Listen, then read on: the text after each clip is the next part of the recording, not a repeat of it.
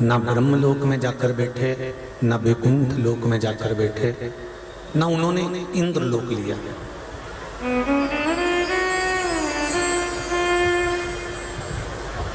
जिस समय पर देवताओं को स्थान दिया जा रहा था, तब इन्होंने कोई स्थान नहीं लिया। ब्रह्मलोक ब्रह्मा जी को मिल जाए, वैकुंठ लोक भगवान नारायण को मिल जाए, इंद्र लोक इंद्र को मिल जाए, नागलोक नागों को मिल जाए। शिव जी ने केवल एक कैलाश पर्वत मृत्यु लोक मांगा कि यहाँ मैं रहूंगा तो संसार के जितने भी जीव हैं इनको अगर कष्ट होगा तो मैं दौड़कर इनके पास पहुंच जाऊंगा। इसलिए शिव ने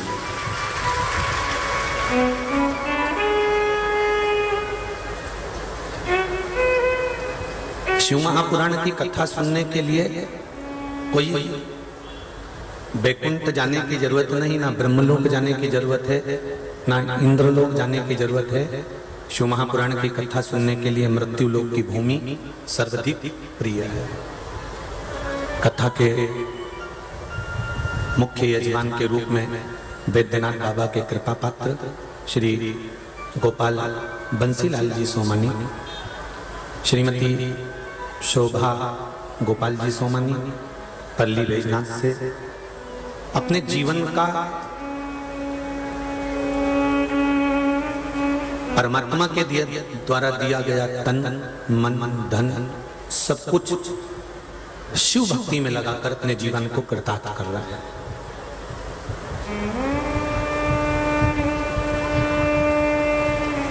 ऐसा नहीं है कि भगवान किसी को धन नहीं देता है, पर उस धन का सदुपयोग हो जाए ये सबसे बड़ी बात है। तन दिया, शरीर दिया, इस शरीर का सदुपयोग हो जाए ये सबसे बड़ी बात है। बंदर मरता है ना, उसकी चमड़ी उसकी खाल काम में आ जाती है। हाथी मरता है तो उसकी भी खाल उसकी भी चमड़ी काम में आ जाती है। एक पशु मरता है ना तो उसकी भी चमड़ी काम में आ जाती है। शेर मरा, चीता मरा, लोमड़ी मरी, हिरण मरा, कोई भी पशु कोई जानवर अगर मरता है तो उसकी चमड़ी उसका शरीर काम में आ जाता है। केवल एक मनुष्य ही ऐसा है कि मरने के बाद किसी काम का नहीं रहता, इसलिए ले जाके इसको आग लगा दी जाती है कि इसको नष्ट कर दो, ये किसी काम का नहीं। मृत्यु के बाद में ये शरीर का कोई मोल तत्व नहीं है भाई। मृत्यु के बाद में इसकी कोई कीमत नहीं।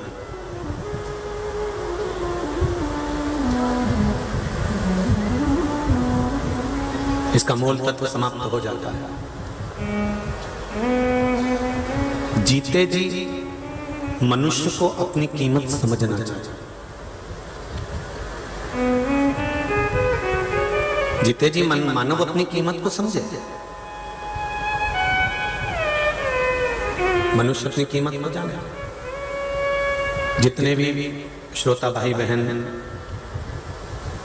धूप में खड़े हों, जगह नहीं मिल रही हो, तो उनसे निवेदन है कि अगर आप लोग गाड़ियों में आए हैं तो गाड़ियों के दरवाजे खोलकर आप उसमें बैठकर कथा का रस तत्व ग्रहण करें, क्योंकि जितना जितना व्यवस्था जजमान परिवार कर सकता है, एक पंडाल, दो पंडाल, तीन पंडाल, चार पंडाल, और कल रात को हम देख रहे थे कि पंडाल के भी साइड में और साधारण टेंट बढ़ा दिया है, इधर भी बढ़ाया उधर भी बढ़ाया, पर आप लोगों की संख्या ज्यादा है।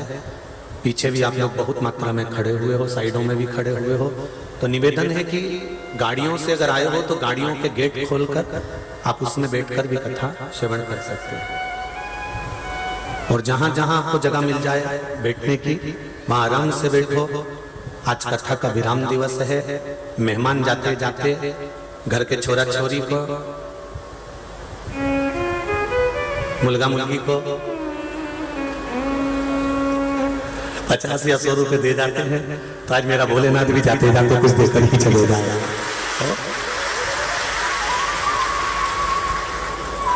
शिव है वो, शंकर ओघड़ी।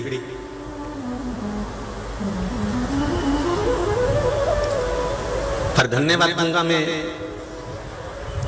परली बैजनाथ के सभी श्रोता भाई बहनों को, संपूर्ण सोमानी परिवार को, और इस कथा में प्रत्यक्ष अप्रत्यक्ष से जो सेवा दे रहे हैं उनको, और पूरी प्रशासन को। संपूर्ण प्रशासन ने भी बहुत सुंदर व्यवस्था संभाल रखी है।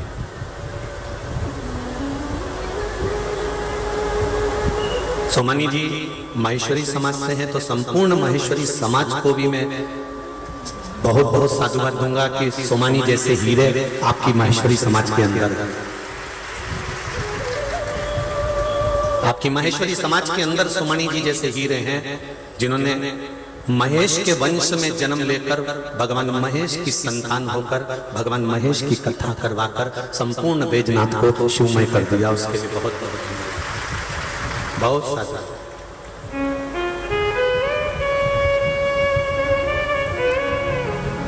शिव कथा कर रही है। जानवर पशु इनके शरीर की चर्म बाद में काम आ सकती है, पर मनुष्य के शरीर की चर्म किसी काम की नहीं रहती।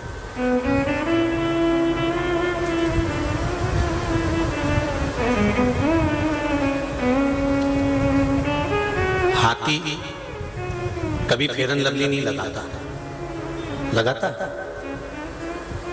कि कोई क्रीम लगाता है हाथी, बोरोप्लस मोरोप्लस लगाता, फिर भी उसकी चमड़ी मरने के बाद भी जग कल्याण के काम आ रही है। शेर भी कोई पाउडर या क्रीम नहीं लगाता, फिर भी उसकी चमड़ी जनमानस के काम आ रही है। हिरण भी कोई क्रीम पाउडर नहीं लगाता, तो भी हिरण की चमड़ी जनमानस के काम आ रही है। एक जानवर पशु भी कोई क्रीम पाउडर नहीं लगाता, तो भी उसकी चमड़ी जनमानस के काम आ रही है। और अपनी कमाई का, मनुष्य की कमाई का 3 हिस्सा उसके केवल फैशन में चले जाता है, तो भी ये चमड़ी रोज पेयर्स से धोई, निलाई, क्रीम लगाई, 2 घंटा तक धागा से नुचवाई, उसके बाद भी किसी काम नहीं आई और आखिरी में जला दी। इस चमड़ी का फिर कोई मोल तत्व मिला ही नहीं।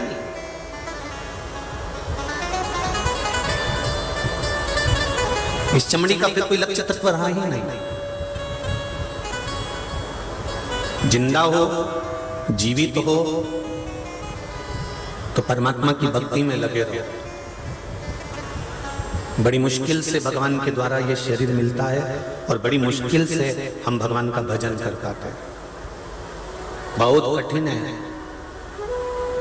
भगवती से।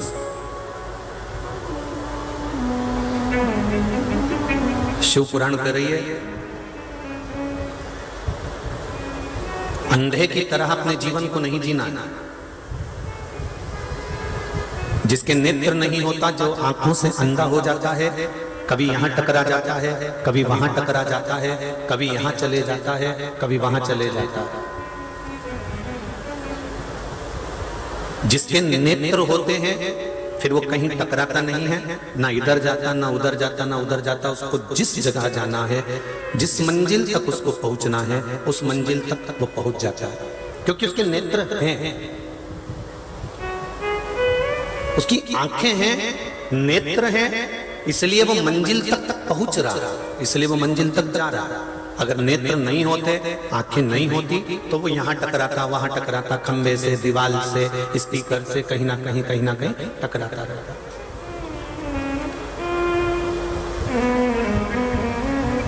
जब तक शिव महापुराण के नेत्र आपके नहीं लगे थे, जब तक शंकर के द्वारा आपके नेत्रों में प्रकाश नहीं आया था, शिव के द्वारा आपके नेत्र प्रकाशित नहीं हुए थे, तब तक आप बहुत भटक लिए।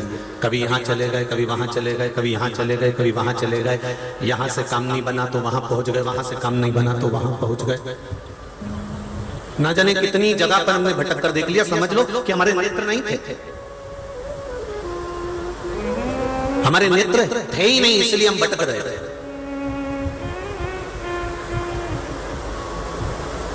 और अब भगवान ने अगर शिव महापुराण के माध्यम से हमारे नेत्र खोल दिए हैं, जितने लोग आस्था पर सुन रहे हैं, जितने फेसबुक यूट्यूब पर सुन रहे हैं, जितने लोग परली बैजनाथ की इस पावन धरा पर सुन रहे हैं, बाबा बैद्यनाथ की भूमि पर सुन रहे हैं,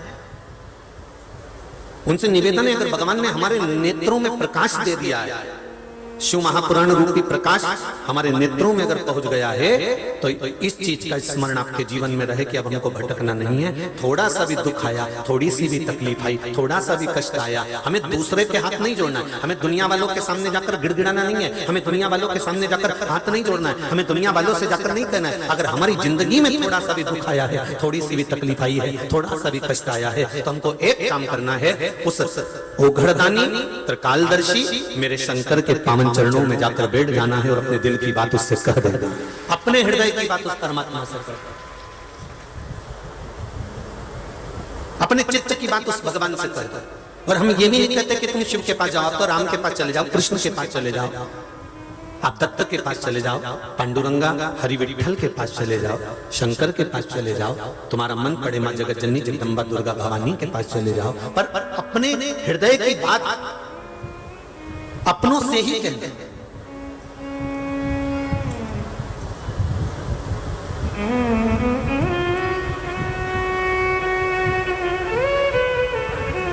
सनातन धर्म के अंतर्गत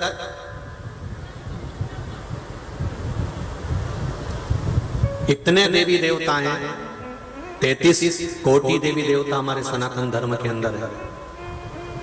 उसके बाद भी आप अगर 33 कोटि देवी देवता को छोड़कर दूसरे के दरवाजे पर भटक रहे हो, तो समझ लेना तुम्हारी आंखें नहीं है, तुम अंधे हो, आज भी अंधे हो। अगर 33 कोटि देवी देवताओं को छोड़कर भी हम भटक रहे हैं, तो ये हमारे नेत्र नहीं है।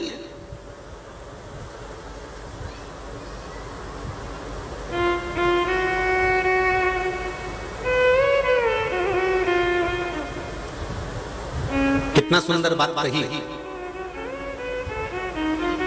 शिव महापुराण के अंतर्गत। पार्वती मैया अपने गणेश जी को समझा रही है, पार्वती मैया अपनी रिद्धि सिद्धि बहू को समझा रही है। पूरे विश्व की जितनी बहुएं कथा सुन रही हैं, सबसे निवेदन है कि ध्यान लगाकर सुनना, छोटी सी बात है, उसको उतार कर रख लेना। 70 साल की माताएं वो भी बहू है, 75 साल की माता है वो भी बहू है, 90 साल की माता है वो भी बहू है, किसी ना किसी की तो बहू हो। और जो बेटियां हैं वो भी आज नहीं तो कल तो बहू बनोगी। अपने जीवन में एक बात उतार कर रखना, माता पार्वती जी रिद्धि सिद्धि को समझा रही है। माता पार्वती अपनी बहुओं को समझा रही हैं, गणेश जी को समझा रही हैं कि जिस दिन माता पिता के शब्द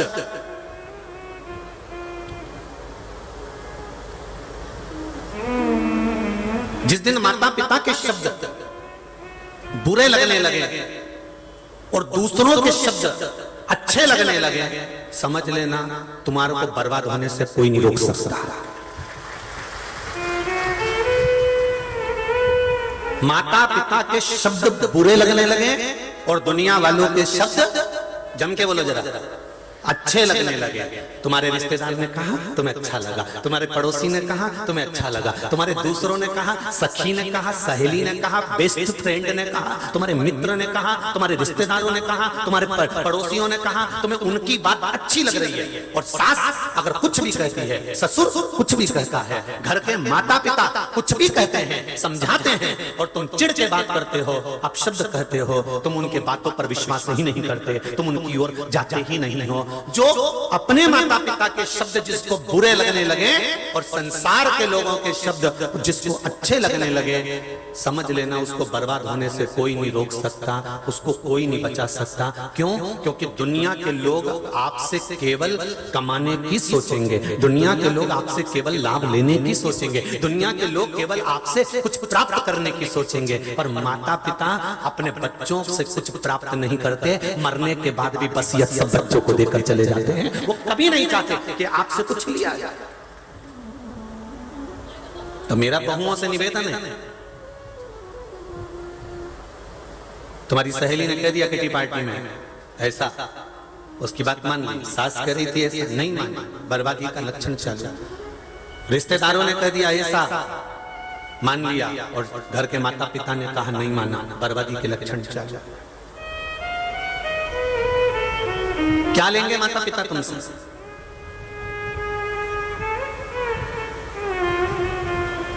बुजुर्ग माता यहाँ कथा सुनने भी आई हुई है। मैं इनसे पूछना चाहूंगा, आप में से कितनी माताएं हैं जो अपने बच्चे से कही होंगी कि मुझको 500 रुपए दे दे, मैं परली भेजनाथ जा रही हूं? किसी ने नहीं मांगा होगा।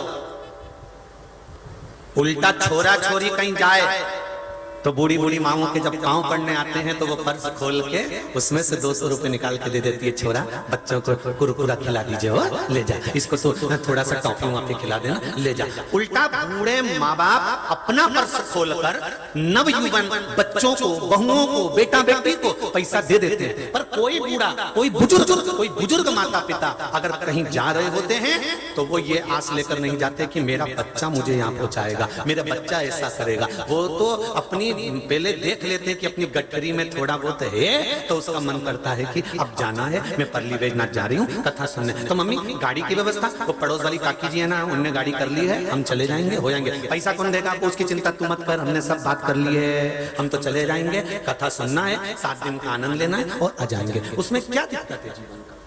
किसी बुजुर्ग ने, बूढ़े बुढ़े भी यहाँ पर बैठे हुए हैं, बुजुर्ग माताएं भी यहाँ बैठी हैं, बुजुर्ग लोग भी बैठे हुए हैं। एक बुजुर्ग माता तो यहाँ पर हीरा प्रभु देवाकर, उम्र 75 साल की है, बूढ़ी माता की, 7 दिन से लगातार एक जगह पर खड़े रहकर कथा सुन रही हैं। उनको मैं आमंत्रित करूंगा, माँ आइए, पधारो, आओ पधारो, उनको लेकर आओ जरा। 75 साल की आयु है, 7 दिन से एक जगह खड़े रहकर कथा सुन रही हैं। एक बार जोरदार ताली बजाओ ऐसी माता के लिए कि कुर्सी पर नहीं, जमीन पर बैठी ही नहीं, केवल कथा दिल लगा बैठी शंकर से, शिव तत्व को जाना।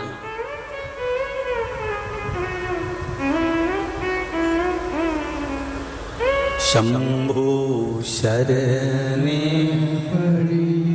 मांगू घड़ी घड़ी, दुख काटो दया करी निदर्शन आपो, दया करी निदर्शन आपो।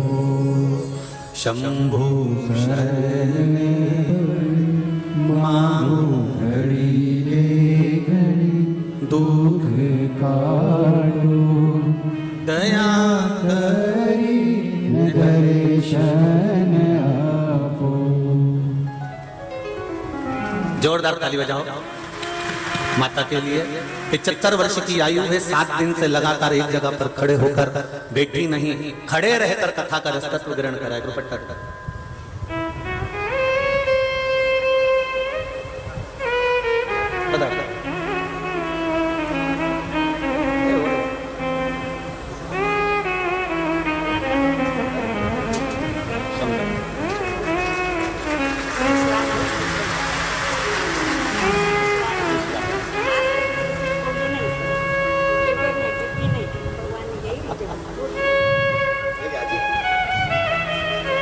जोरदार ताली बजाएं। 75 वर्ष की आयु में भगवान शिव की भक्त एक जगह खड़े रहकर 7 दिन तक लगातार कथा श्रवण करना, ये भगवान की ही कोई भक्त कर सकता है।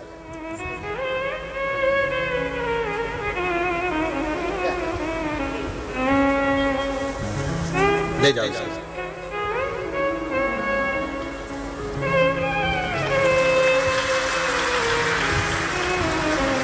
तेरा ही दिया मैंने खाया पिया है, तेरा शुक्रिया है, तेरा शुक्रिया है। मुझे भोले बाबा ने बहुत दे दिया है, तेरा शुक्रिया है, तेरा शुक्रिया है। ये जायदाद दी है, औलाद दी है, ये जायदाद दी है, औलाद दी है। मुसीबत मुसीबत में हर वक्त इमदाद दी है, मुसीबत में हर वक्त इमदाद दी है, तेरा ही दिया मैंने खाया पिया है, तेरा शुक्रिया है, तेरा शुक्रिया है। महाराज शिव कथा कर रहे हैं, भगवान शंकर की कथा करिए। सनातन धर्म में इतने देवी देवता हैं, उनको छोड़कर अगर हम दूसरे पंथ की ओर जाते हैं, दूसरे धर्म की ओर जाते हैं, दूसरी ओर जाते हैं, तो हमारा जीवन बेकार। क्यों छोड़े हम क्यों दूसरे की माने? ब्रह्मा जी ब्रह्मलोक में रहते हैं, भगवान विष्णु वैकुंठ लोक में रहते हैं, इंद्र देवता इंद्र लोक में रहते हैं। मेरा शिव, मेरा ओघड़दानी, मेरा शंकर, मेरा त्रिकालदर्शी, मेरा कैलाशी, मेरा अविनाशी, मेरा शंभु मृत्यु लोक में रहता है। क्या उनको वैकुंठ अच्छा नहीं लग रहा था? क्या शंकर भगवान को वैकुंठ प्रिय नहीं था? क्या शंकर भगवान को इंद्रलोक प्रिय नहीं था? क्या शंकर जी को ब्रह्मलोक प्रिय नहीं था? आप में से कई लोग ऐसे होंगे जिनको टूटा झोपड़ा अच्छा लगता होगा, नहीं तो सब शंकर जी से कहते होंगे मेरा भी मकान बना देना भोलेनाथ। अब तुम शंकर जी से कह रहे हो कि शिव जी मेरा मकान बना देना भोलेनाथ, और शंकर जी ने अपना ही खुद का मकान नहीं बनाया है।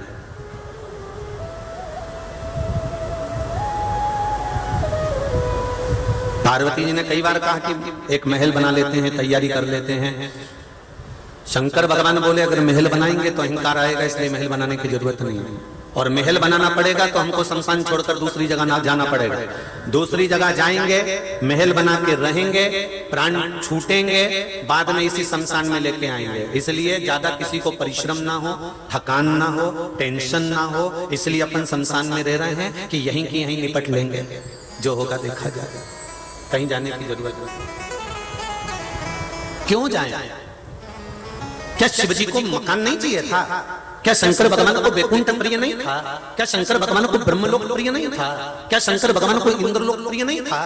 शंकर भगवान जैसे भगवान विष्णु को वैकुंठ प्रिय है, भगवान कृष्ण को गौलोक धाम प्रिय है, ब्रह्मा जी को ब्रह्मलोक प्रिय है, इंद्र को इंद्रलोक प्रिय है, सब देवताओं को अच्छा अच्छा स्थान प्रिय है, रखे गए थे, सारे स्थान सामने रखे गए थे, और सब देवताओं से कहा गया था, सबसे पहले शंकर भगवान से कहा गया था कि इतने अच्छे अच्छे लोग हैं, इतने अच्छे अच्छे स्थान हैं, आप इसमें से कोई अच्छा स्थान छांट लीजिए, इसमें से कोई स्थान आप रख लो, इसमें आप रह लेना। शंकर भगवान पहले कह देते हैं कि भगवान विष्णु से कहो कि उनको क्या चाहिए। भगवान विष्णु ने कहा मैं वैकुंठ लूंगा, ब्रह्मदेव से कहो ब्रह्मलोक क्या चाहिए, ब्रह्मा जी ने कहा मैं ब्रह्मलोक रहूंगा, इंद्र से कहो इंद्र क्या चाहिए, इंद्र कहते इंद्रलोक रहूंगा। सारे लोग सबने ले लिए। तब देवता 33 कोटि देवता खड़े होकर शंकर भगवान की स्तुति कर कर बोले क्या आप कुछ नहीं लोगे, आप कहां रहोगे? शंकर भगवान कहने लगे मेरे रहने की मत सोचो, मेरे रहने की चिंता मत करो, मेरे रहने का टेंशन मत करो।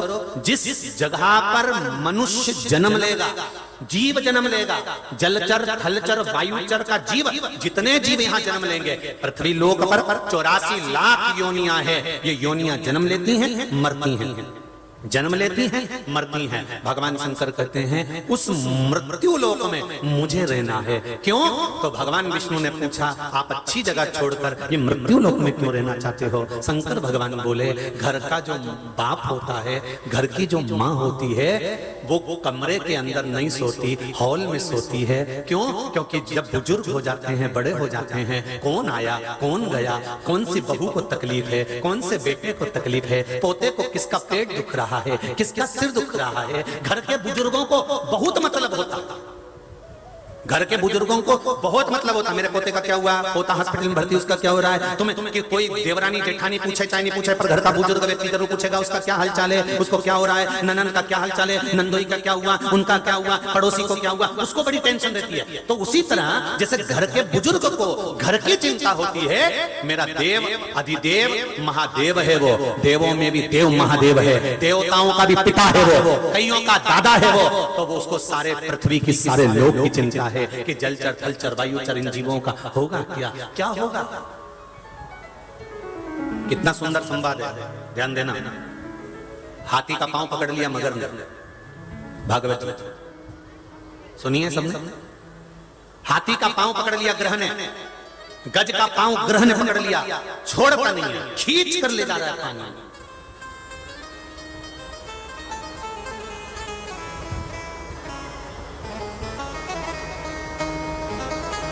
जैसे ही पानी में गया हाथी,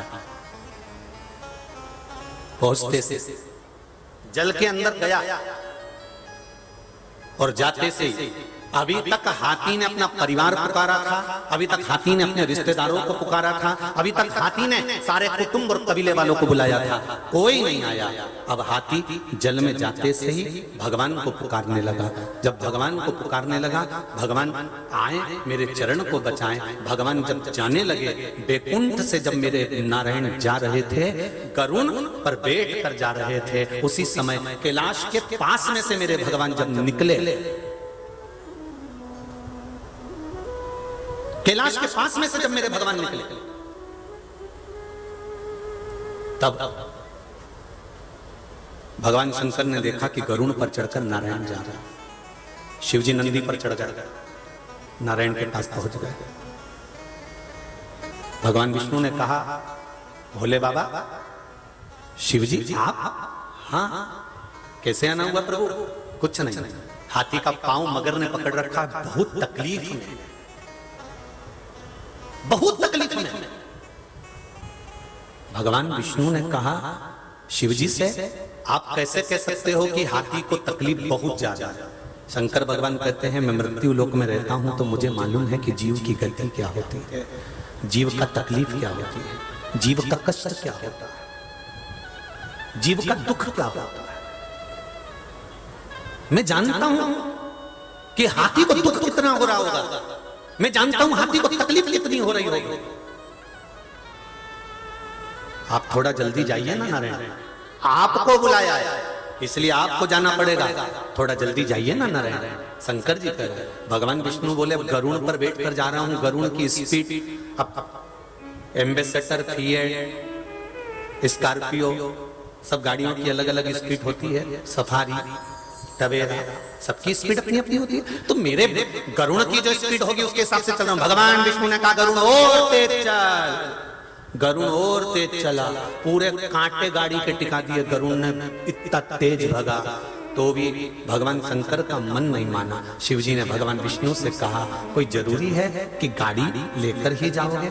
कभी कभी ड्राइवर के भरोसे ना चलकर अगर अपना कॉन्फिडेंस पक्का है कि मैं इससे तेज चला सकता हूं तो तुम चला लो ना, मैं चलाऊं?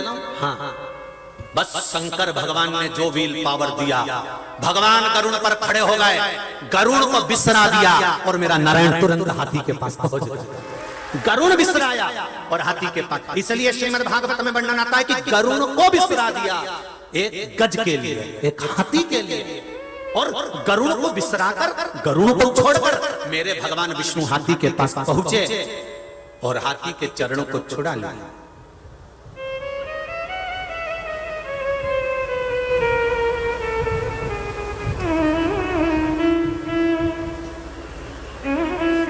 हाथी का चरण छूट गए।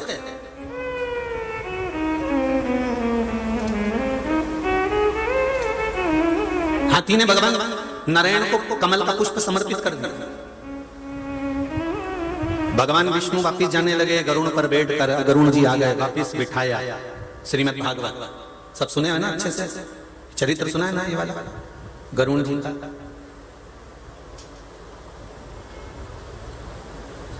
वापिस चल दिए भगवान विष्णु, फिर बीच में कैलाश पड़ गया। गरुड़ और भगवान विष्णु दोनों आपस में बात करते हुए जा रहे थे, तो गरुड़ जी ने कहा, प्रभु एक बात बताओ कि तुम मुझे छोड़कर हाथी का पांव छुड़ाने गए, किसके कहने पर गए? भगवान कहते हैं, शंकर जी ने कहा था उसको कष्ट ज्यादा हो रहा है इसलिए मैं दौड़ पड़ा। गरुड़ जी बोले कि प्रभु मैं अच्छे से जानता हूं, जरूर कुछ ना कुछ बात है जो तुमको इतनी तेज स्पीड में भेजा। अगर कथा 1 बजे नहीं चालू होने वाली होती, 2 बजे होती, तो तुम्हारी गाड़ी की स्पीड भी स्लो होती। 2 बजे चालू होगी भी पहुंच जाएंगे, पर तुमने गाड़ी दौड़ाई तो दौड़ाई क्योंकि कुछ ना कुछ कारण है। कथा 1 बजे चालू होने वाली है, इसलिए स्पीड तेज करी।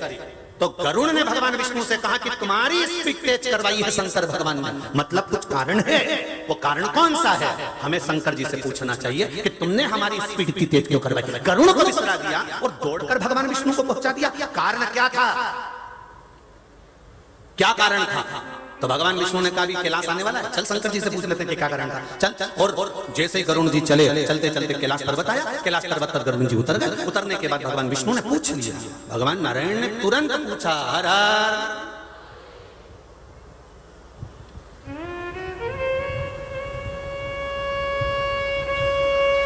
शिव जी मुस्कुरा रहे थे कि अब भी गए थे वापिस आ गए। और ये जब जब किसी का उद्धार कर कर जाते थे तो सीधे बैकुंठ जाते थे, पर आज पहली बार कैलाश पर आ गए। श्रीमद् भागवत का बड़ा सुंदर संवाद है गजेंद्र मोक्ष की कथा, आपने कई बार सुनी होगी। हो सकता है शिव महापुराण का थोड़ा सा अंश आपके जीवन में उतर जाए कि मेरे शंकर लीला क्या करते हैं। बस गजेंद्र मोक्ष की कथा से शिव की लीला का गुणगान करना है कि शंकर क्या करते हैं वो देखिए।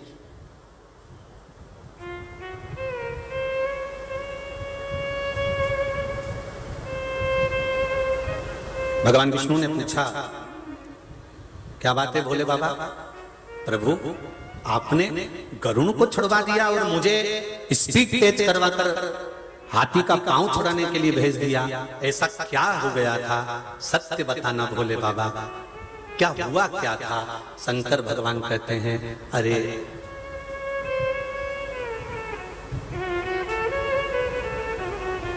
हाथी का पांव तो तुम धीरे धीरे जाकर भी छुड़वा लेते, चल जाते। तुम धीरे धीरे जाते, हाथी का पांव छूट जाता, मना नहीं। पर जिसने हाथी का पांव पकड़ा था ना, वो मगर, जिसने हाथी का पांव पकड़ा था वो ग्रह, उसने मेरी खूब आराधना करी थी। तब एक बार मैंने कह दिया था कि नारायण के कोई भक्त का चरण पकड़ लेना, फिर छुड़वा मैं दूंगा। भक्त मुक्त बाद में होगा, पहले मुक्त तुझे करवा दूंगा। अब हाथी पहले मुक्त हुआ था कि मगर पहले मुक्त हुआ था? बोल दो जरा, बोलो जल के बोलो जरा, कौन मुक्त हुआ? मगर। सुदर्शन उठाया भगवान ने और मगर का शीश काट दिया, मगर के प्राण छूटे और मगर शंकर भगवान को धन्यवाद देकर जा रहा है कि मेरा उद्धार पहले करवा दिया। ये शिव, ये गजेंद्र मोक्ष की कथा।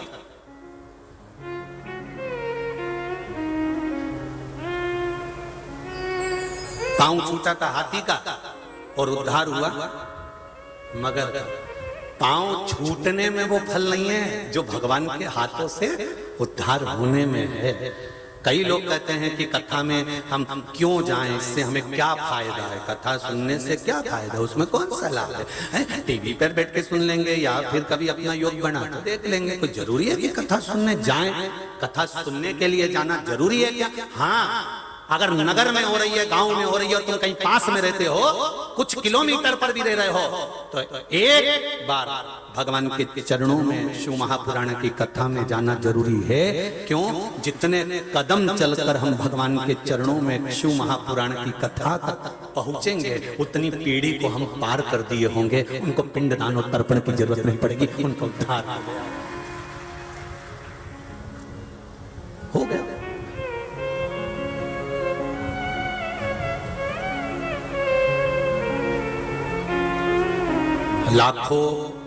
लाखों लोग, लाखों भक्त आप शिव महापुराण की कथा सुनने के लिए आए, लाखों की संख्या में आए।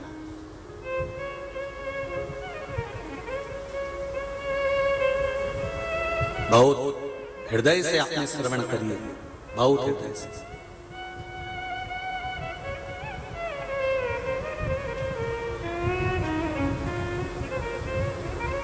आप लोगों की भीड़ को देखकर हिंगोली वाले आधे टेंशन में पड़े हुए हैं।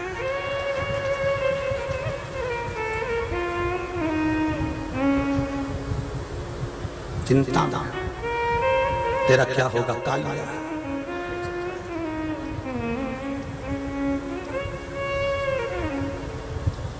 हल्दी की मंडी में हल्दी घाटी है, विचार कर रहे, और शिव महापुराण की कथा या शंकर का भजन या शिव का नाम जाप या शिव का स्मरण संसार का मनुष्य नहीं कराता। हमने पहले भी कहा, सोमानी जी इस कथा को नहीं करवा रहे हैं, प्रदीप मिश्रा इस कथा को नहीं बाच रहा है, और आप इस कथा को नहीं सुन रहे हो। कराने वाला वेदनाथ बाबा, बाचने वाला वेदनाथ बाबा, सुनने वाला वेदनाथ। शंकर भगवान करवा रहे हैं, शंकर भगवान बोल रहे हैं, और शंकर भगवान ही सुन रहे हैं। इससे ज्यादा कुछ नहीं।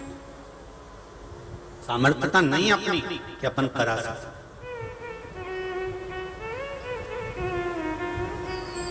कितने लोगों का निशुल्क का भोजन व्यवस्था करना, जो रात्रि को ठहरते हैं, जो ठहरे यहाँ रात को, हाथ उठाओ जरा। आज बहुत हो रहे, उधर भी हो बहुत सारे, ठीक है, कोई दिक्कत तो नहीं हुई? बढ़िया आनंद, चकाचक, बहुत बहुत साधु। वैसे तो हम रात को आप लोगों से मिलने पहुंच गए थे, क्योंकि हमारा नियम है कि जहां पर भी भोजन होता है या भक्त लोग ठहरते हैं, पंडाल में ठहरे चाहे कहीं ठहरे, हमारा नियम है रात को हम एक बार मिलने आते हैं। तो हम आए थे, आप लोगों से मिलना तो हो ही गया था, पर हृदय चित्त से भाव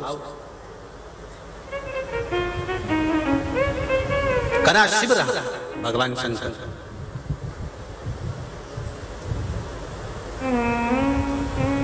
दुनिया भर में जब भी शिव महापुराण का भोजन भंडारा चलता है तो कहीं धर्मशाला में या पंडाल इधर उधर होता है, पर पल्ली बैजनाथ में जहां पर आप लोगों के लिए भोजन की व्यवस्था रखी गई थी जजमान परिवार के द्वारा, और सब सेवादारों ने मिलकर जो सेवा करी थी, जहां भोजन कराया जा रहा था वो जगह कोई साधारण नहीं थी। देवाधिदेव महादेव का मंदिर था, जिसमें आप बैठकर प्रसाद पा रहे थे। शिव मंदिर, क्या नाम है इस मंदिर का? बेलवाड़ी, बेलवाड़ी का मंदिर। शायद लिंगायत संप्रदाय का है, लिंगायत संप्रदाय, लिंगायत संप्रदाय से जिस भूमि पर बैठकर आप महाप्रसाद खा रहे थे। और बाबा बैद्यनाथ जी से कहकर जाना कि बाबा बैद्यनाथ बाबा ऐसी कृपा करना, एक बार शिव महापुराण की कथा परली में नहीं, बाबा हर बार बुलाते रहना और कथा सुनाते रहना। बाबा को कहकर जाना कि शिव कथा का स्मरण परली बैजनाथ की भूमि पर चलता रहे। शंकर भगवान की पावन धरा, कंकर शंकर की ये पुण्यमय आनंदमय धरा, जहां शिव एक ज्योति के रूप में विराजमान है, जहां शंकर एक आनंद के साथ विराजमान है, इसी पावन धरा पर कथा श्रवण करते रहे। शिव स्मरण। भगवान ने केवल हाथी का उद्धार नहीं करवाया, मेरे शंकर भगवान, मेरे करुणा सागर, मेरे त्रिकालदर्शी, मेरे कैलाशी, मेरे अविनाशी ने उद्धार करवाया। तो मगर का पहले कि तू चरण पकड़ लेना भक्त के। मगर का उद्धार पहले इसलिए हुआ क्योंकि उन्होंने भक्त के चरण पकड़ रखे थे, भक्त के चरण पकड़ कर रखे।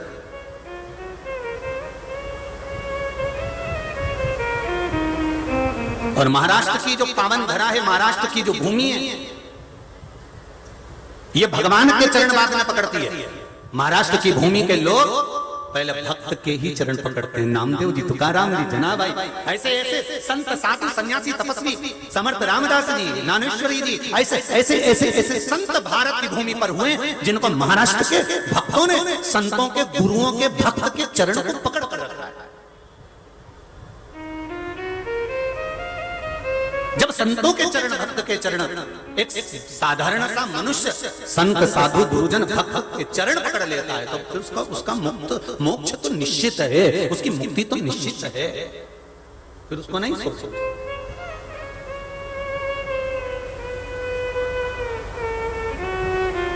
मैंने तेरे ही भरोसे, ओ बाबा तेरे ही भरोसे, हवा विच उड़ती जावांगी, बाबा डोर हथों छड़ी ना मैं कटी जावांगी।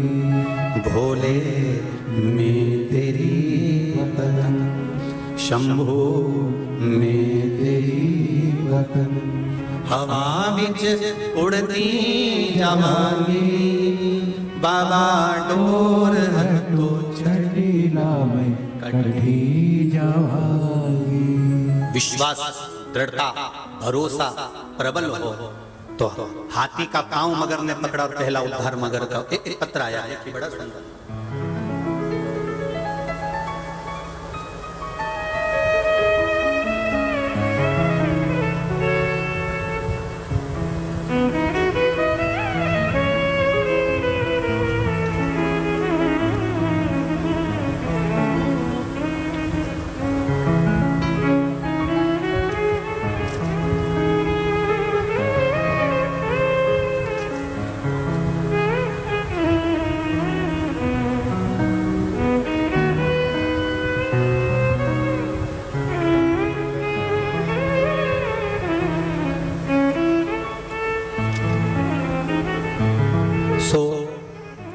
वनमाला चंद्र प्रकाश जी शुक्ता,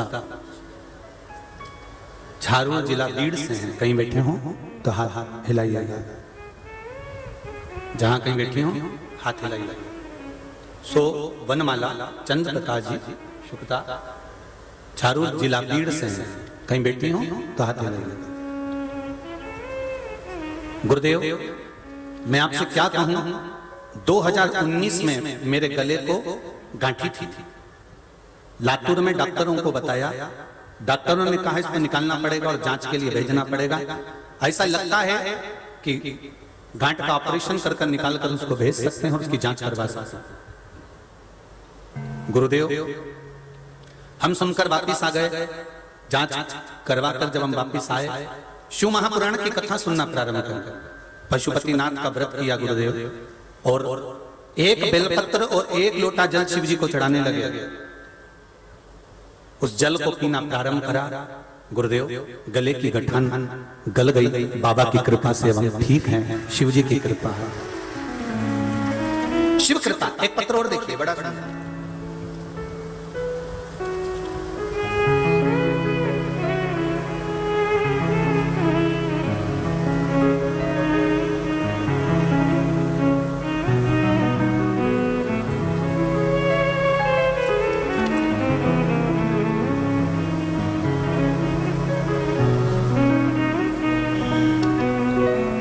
सो ममता विश्वेश्वर प्रसाद जी दुबे,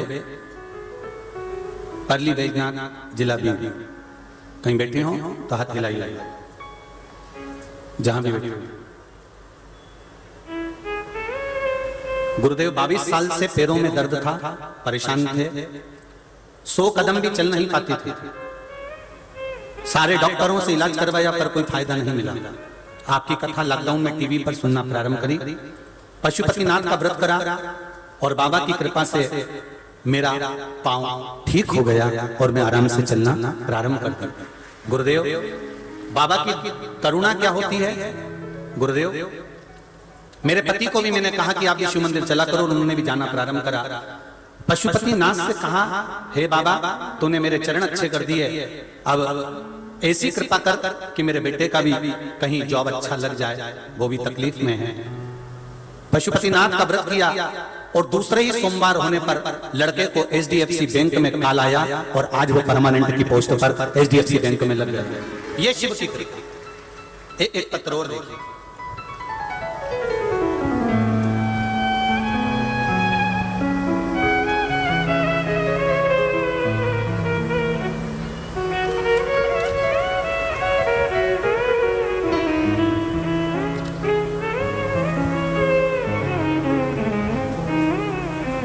विठल सिंह जी राजपूत, बुजाईपुर औरंगाबाद महाराष्ट्र से हैं। कहीं हो तो हाथ हिलाइएगा। आप ही हैं, दोनों हाथ हिला दो। श्री शिवाय नमस्तोभ्यम। बाबा, मेरी बेटी जो 7 साल की है, जिसकी आवाज निकलना अपने आप बंद हो गई, मुंह से कुछ बोल नहीं पा रही थी। डॉक्टरों का इलाज करवाया, खूब लंबा इलाज चला पर आवाज लौट कर वापिस नहीं आई। हमने उसको डॉक्टर के पास ले जाकर भी कान, मुख, गला, सब तरह की जांचें करवा दी पर कोई आराम नहीं था। सारी तरह की औषधि उसको खिला चुके थे, क्योंकि बेटी का जीवन है गुरुदेव, तो कैसे वो मुख से बोल पाए। सारे इलाज, सारी जांचें बड़े से बड़े हॉस्पिटल में करा दी पर उसकी आवाज वापस नहीं आई। हम परेशान हो गए। बाबा, मेरी नानी ने कहा आस्था पर शिव महापुराण की कथा आती है, उसको सुनो। कथा सुनना प्रारंभ करा। एक लोटा जल और एक बेलपत्र का उपाय किया। शंकर भगवान से रोज विनती करी, बाबा इसकी आवाज वापस दे देना। फिर क्या बताऊं बाबा, जैसे ही मेरी बेटी को हमने जल देना, बेलपत्र खिलाना प्रारंभ करा, लोटा भर के जल चढ़ाना प्रारंभ करा, बेटी को भी लेकर जाते और एक लोटा जल चढ़ाते और शंकर जी से प्रार्थना कर कर मंदिर में ही बेलपत्र खिलाकर पानी पिला देते। आज मेरी बेटी की आवाज वापस आ गई। उसके लिए मैं बाबा को धन्यवाद देने के लिए आया। श्री शिवाय नमस्तुभ्यम। बैठिए बाबू, बैठिए। श्री शिवाय नमस्ते। शिव ओ घड़ी है। शंकर शिव ओ घड़ी है। बैठो। शिव ओ घड़ी है। शंकर करुणा सागर, उसकी करुणा बिना कुछ नहीं। तेरी कृपा बिना न हिले लेते हैं श्वास, तेरी कृपा से तनु तनु। हे गंगाधार मुक्ति द्वार ओमकार तू, भोले ओमकार तू। आयो शरण तिहारी शंभो तार तार तू। बखान क्या करूं मैं रातों के ढेर का, चपटी बबूत में खजाना कुबेर का। भोलेनाथ का स्मरण, भक्ति, भजन जीवन में कहीं ना कहीं सुख देता है। 7 साल की बेटी की अगर आवाज चली गई, बोल नहीं पा रही है, सारे बड़े बड़े शहरों के हॉस्पिटल में दिखा लिया उसने, सारी दवाई औषधि दे दी, पर एक औषधि रह गई थी, वो शंकर का विश्वास। और आपसे भी निवेदन है, दुनिया के हाथ जोड़ना मत। हाथ जोड़ना तो देव अधिदेव महादेव के जोड़ना, दिल से कहना तो उससे कहना, और जब उससे कहोगे तो वो सुनेगा। जो अकड़ कर कहते हैं ना, मेरा समय आने दे, मैं दिखाऊंगा मैं क्या हूं। अभी रुक तो जा, तो मेरा समय आएगा तब मैं बताऊंगा मैं क्या हूं। मेरा समय आने दे, मैं बताऊंगा मैं क्या हूं। और एक दिन ऐसे ही बोलता बोलता छाती में दर्द हो गया, हॉस्पिटल ले गए, डॉक्टर ने कह दिया इनका समय आ गया, इनका समय आ गया। डॉक्टर कह दिया समय आ गया। पूरी जिंदगी चिल्लाते रहे कि मेरा समय आने दे, मैं बताऊंगा मैं क्या है। अगर बोलता कि भोलेनाथ एक समय ऐसा देना कि मैं तेरा भजन कर सकूं, भोलेनाथ एक समय ऐसा देना कि मेरे भीतर का अहंकार चले जाए, भोलेनाथ एक समय ऐसा देना कि मैं किसी के आगे हाथ जोड़कर किसी से भिक्षा ना मांगूं, मैं कभी किसी से कर्ज ना लूं। बाबा ऐसी कृपा करना कि मेरे भीतर अहंकार ना आए। तो बाबा समय अच्छा लाता जाता लाता जाता लाता जाता, पर दूसरे को नीचा गिराने के लिए मेरा समय आन दे फिर बताऊंगा, मेरा समय आन दे फिर बताऊंगा। और मालूम पड़े वो समय हॉस्पिटल में आ गया और डॉक्टर ने कह दिया अब घर ले जाओ, समय आ गया इनका। फिर क्या मतलब का ऐसा समय? भगवान से कहो तू काल अधिपति है। फिर निवेदन करूंगा, घड़ी खराब हो जाए तो कपड़े वाला नहीं सुधारेगा। सुधारेगा क्या? जम के बोलो जरा। नहीं, घड़ी खराब हो गई तो किराने वाला सुधारेगा क्या? हो सकता है परली में सुधारेगा नहीं। घड़ी खराब हो जाए तो किराने वाला नहीं सुधारेगा, घड़ी खराब हो जाए तो कपड़े वाला नहीं सुधारेगा, घड़ी खराब हो जाए तो कोई दुकान वाला नहीं सुधारेगा। घड़ी खराब हो जाएगी तो घड़ी वाले की दुकान पर जाना पड़ेगा, घड़ी वाले से कहना पड़ेगा भैया मेरी घड़ी खराब हो गई है, चल नहीं रही है, तुम देखो जरा, इस अटक अटक रही है, बहुत तकलीफ में। घड़ी वाले ने घड़ी ली, ऊपर निकाला, निकाल के कान से लगाया, लगाने के बाद भी देखा कि घड़ी तो चली नहीं रही है। उन्होंने घड़ी को सब कुछ कर देख लिया। फिर उसने कहा भैया देखो ये घड़ी तो ठीक होगी, मैं एक एक काम करता हूँ, इसको कंपनी में भेज देता हूँ, कंपनी का माल है, कंपनी में जाके ठीक हो जाएगी। कंपनी में भेजेगा, कितना दिन लगेगा भैया? तो क्या कम से कम 7 दिन तो लगेंगे, 7 दिन लगेंगे और घड़ी ठीक होकर आ जाएगी। और 7 दिन के लिए कंपनी में भेज दी, कंपनी में भेजी और घड़ी ठीक होकर आ गई। घड़ी कहाँ पर ठीक हुई? किराने की दुकान पर हुई क्या? नहीं। कपड़े की दुकान पर हुई? नहीं। मोबाइल की दुकान पर नहीं, घड़ी की दुकान पर घड़ी ठीक हुई है। उसी तरह शंकर जी का एक नाम महाकाल है। काल का मतलब होता है घड़ी, समय, पल। उसको काल अधिपति कहते हैं। समय किसने बनाया? शिव जी ने। पल किसने बनाया? शंकर भगवान ने। ये महीना, नक्षत्र, पल, घड़ी, समय, ये सब शंकर भगवान ने बनाया। किसी भी पुराण को उठाकर देख लेना, किसी पुराण में तुमको नहीं मिलेगा कि पल किसने बनाया, घड़ी किसने बनाई, नक्षत्र किसने बनाया, तिथि किसने बनाई, वार किसने बनाए, दिन किसने बनाए। सारी पुराण उठाकर देखना, केवल शिव महापुराण में मिलेगा कि समय शिव जी ने बनाया, पल शिव जी ने बनाया, नक्षत्र शिव जी ने बनाया, सब कुछ शंकर भगवान ने बनाया। तो ये पल, समय, घड़ी, काल सब शंकर भगवान ने बनाया है। तो फिर घड़ी सुधरेगी कहां? अगर तुम्हारी बेकार घड़ी चल रही है, बेकार समय चल रहा है, समय बेकार हो गया है, तो कहीं मत जाओ। 7 दिन के लिए इस घड़ी को कंपनी में ले आओ।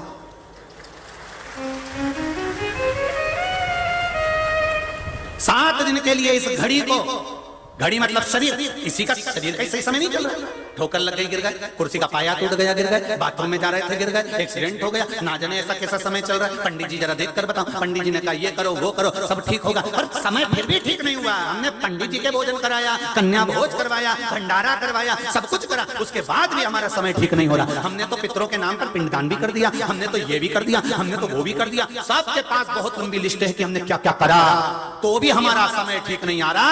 तब निवेदन है, अभी तक घड़ी तुमने किराने की दुकान पर सुधरवाई थी, अभी तक घड़ी तुमने कपड़े वाले की दुकान पर सुधरवाई थी, तुमने अभी तक घड़ी कंपनी में नहीं भेजी थी। अभी शरीर को शिव महापुराण की कथा में लेकर बैठ जाओ। 7 दिन में ऐसी घड़ी सुधारेगा कि 3 महीने में पता चल जाएगा कि घड़ी ठीक है कि नहीं। वो सुधार सकता। घड़ी सुधारने की जवाबदारी उसकी है, समय सुधारने की जवाबदारी उसकी है, पल नक्षत्र सुधारने की जवाबदारी उसकी है। पर उसके लिए थोड़ा धैर्य मानना पड़ेगा। आपको विश्वास करना पड़ेगा कि दुकान वाले को घड़ी दी है तो ये घड़ी निपटाएगा नहीं। कई लोगों को दुकान वाले पे पत्नी कह लेती है, घड़ी कहां है तुम्हारे हाथ की? दुकान पे लेके आया सही करने के लिए। किसके यहाँ डाली? वही बड़ा दरवाजा के पास में दुकान है ना, उसको। अरे वो तो चोटा है, पूरी की पूरी घड़ी रख लेगा, तुम्हारी पूरी घड़ी के अंदर का पूरा सामान निकाल कर रख ले। कहां तुमने घड़ी डाली? अपना वो रिश्तेदार है ना, हमारी बुआ का लड़का, उसके यहाँ डालते तो घड़ी सही कर देता। तो इतने में उसने बोल दिया, तेरी बुआ के लड़के के यहाँ तो 4 बार डाली फिर भी सही नहीं हुई, अब की बार दुकान चेंज कर दी। बहुत देख लिया कि अपना समय नहीं बदल दिया, सब कुछ करके देख लिया, समय नहीं बदल रहा। आखिरी में फिर दुकान चेंज कर दी। और ऐसी दुकान चेंज हुई कि जब टीवी का चैनल खोलो तब शिव पुराण पढ़ने को मिलती। जो पंडित मिलेगा वो यही देखेगा। दुकान सबने चेंज कर दी, अच्छी अच्छी दुकानें चेंज हो गई दादा, जिसे देखो वो शिव पुराण चेंज। उन्होंने कहा बदलो घड़ी, दुकान पर घड़ी सही हो, कंपनी चेंज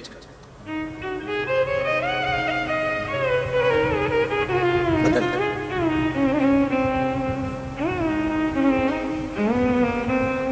जितने भी लोग इस कथा को सुन रहे हैं, धूप में खड़े हैं, यहां वहां पूरे चारों तरफ ढेर, कैमरे की भी निगाह में नहीं आ पा रहे हो, तुम इतने सारे आ गए। कैमरा छोटा सा, तुम मोटा सा।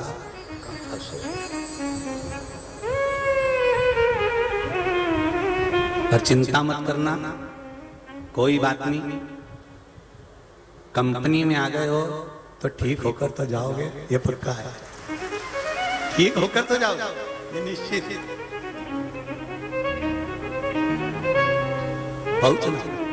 महाराज वो शिव है, कब चूके ना, कब चूके ना, कब चूके ना तेरा कोई काम रे, भजले गोरापति को चूके ना तेरा कोई काम रे, भजले गौरापति को।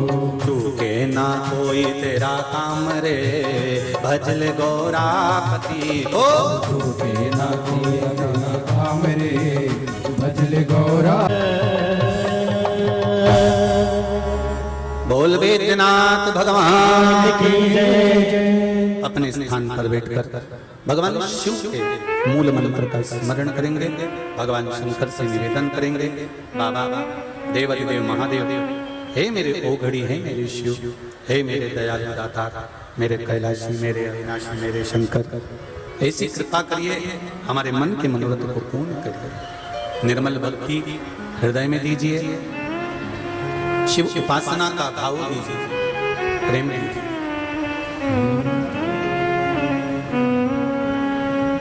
श्री शिवाय नमस्तुभ्यं, श्री शिवाय नमस्तुभ्यं, श्री शिवाय नमस्तुभ्यं, श्री शिवाय नमस्तुभ्यं, श्री शिवाय नमस्तुभ्यं।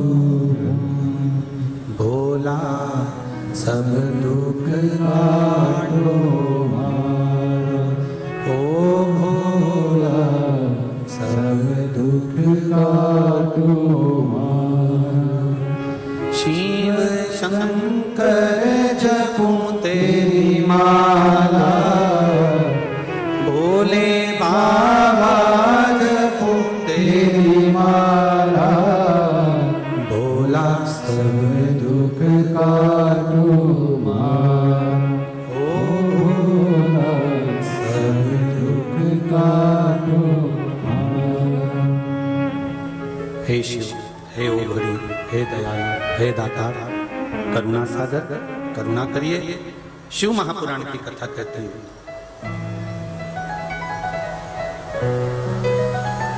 दिया दीप सोने का है कि मिट्टी का है, उसका कोई फर्क नहीं पड़ता।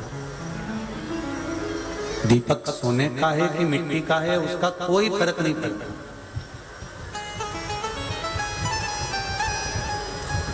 आप सोने के दीपक में भगवान को बाती लगा रहे हो, कि चांदी के दीपक में बाती लगा रहे हो, कि मिट्टी के दीपक में बाती लगा रहे हो, कि पीतल के में लगा रहे हो, कि आप रतन माणिक मोती के दीपक में दिया लगा रहे हो, उससे कोई फर्क नहीं।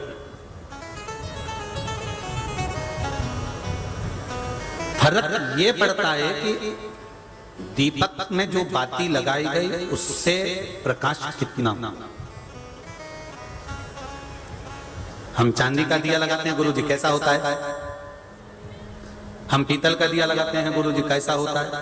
हम इस मिट्टी का दिया लगाते हैं, दिए से मूलता नहीं है, मूलता जो घी भरा है, जो बाती लगाई है, वो बाती का प्रकाश कैसा होता है?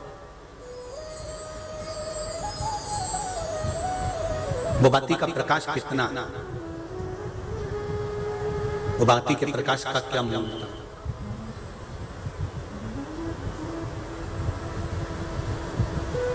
हमारा इतना बड़ा परिवार है गुरुजी, अब देखिए सोने का दीपक, सोने का दीपक देखिए, हमारा इतना बड़ा परिवार है गुरुजी, मेरे इतने सारे दोस्त हैं, मेरे इतने सारे रिश्तेदार हैं,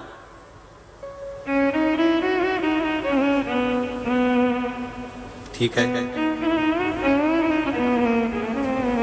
ये सब सोने के दीपक है। प्रकाश किसका कर रहे हैं?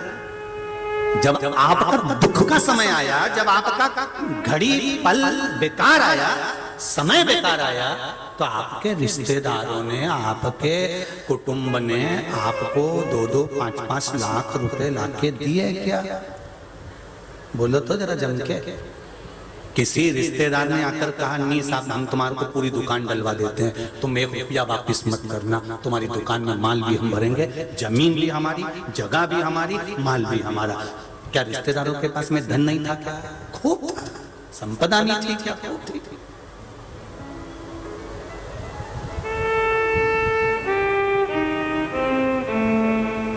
ये सब सोने के दिए हैं, दिख रहा है। हमने भगवान के सामने सोने का दिया लगाया। मेरा तो इतना बड़ा परिवार, मेरा इतना बड़ा कुटुंब, मेरा इतना बड़ा कबीला, मेरे इतने रिश्तेदार।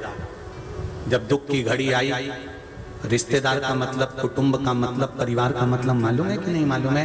एक को दुख आया तो 5-6 जितने भाई हैं उन्होंने अपने पास का धन निकाल कर इसको पूर कर इसको अपने लेवल में लाकर खड़ा कर दिया। तो समझो कि रिश्तेदार है, तो समझो कि कुटुंब वाला।